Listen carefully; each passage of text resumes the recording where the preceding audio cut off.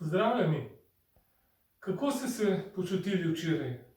Ste bili bolj pesimistični ali optimistični? Veseli ali zaskrbljeni? So vas vaše misli, čustva in občutki podpirali ali zavirali? Sem Peter Kunc, avtor knjige Kako odpraviti stres za vedno. V včerajšnjem prispevku smo nekaj pozornosti posvetili moškemu, staremu 50 let, ki je prišel k meni po pomoč zaradi raka. Ko sva iskala vzrok za njegovo bolezen, psihični vzrok, nisva prav daleč prišla z iskanjem stresa. Šele ko sva se posvetila njegovim občutkom in čustvom, sva prišla korak naprej. Takrat se je šele zavedel, da se je v preteklih letih pogosto zalotil v skrbi, negotovosti, strahu za prihodnost svojega sina, ki je danes 9-10 let star. Poglejmo na celotno zadevo malce širše perspektive. Torej, danes 2020, tu 2010. Rojstvo njegovega sina. Bolezen mu odkrijejo 2019, lanskem letu. Kaj se je v tem času dogodilo? No, seveda, sin je rasel iz varnega družinskega gnezda, šel v vrtec, pa v osnovno šolo. In se veste, mali otroci male skrbi, veliki otroci velike skrbi. In očeta je začelo skrbeti, kaj bo z njim, s sinom, ko bo zrasel in odšel od doma.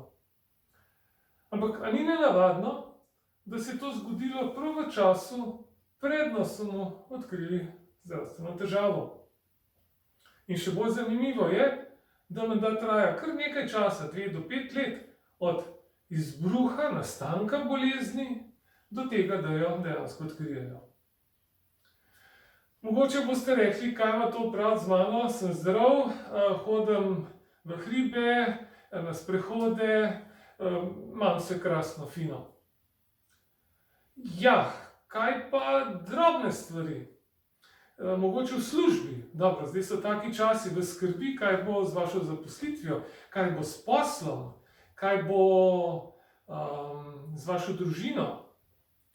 Ste mogoče med bolj obremenjenimi zdaj, pa nimate časa zase, ste pod strašnim pritiskom, ful obremenjeni in vas to dejansko na nek način celo duši.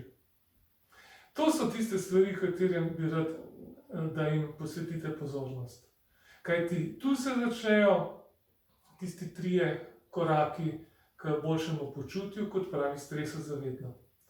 Zato sem vas včeraj prosil, predlagal, da vzamete list papirja in svinčnik ter zapišete svoje počutje, svoje občutke, svoje misli preteklega dne. Da jim bomo lahko v naslednjih prispevkih posvetili pravo pozornost. Mogoče ste imeli včerajšnjo nalogo malce težavo. Namreč le kaj takega se je zgodilo in na kaj naj bo pozoren. Prav zato smo vam pripravili eno kratko navodilo. Povezava do njega je v elektronskem sporočilu, s katerim je bil najavljen ta video. Torej, kratko navodilo, moje današnje počutje. Kako sem se počutil, kaj sem čutil, kaj se je zgodilo, da sem se tako počutil, da sem to čutil. Vzemite si nekaj časa, prej si naložite to navodilo in pomislite, kaj se vam je zgodilo včeraj. Hvala za danes in nasvidenje jutri.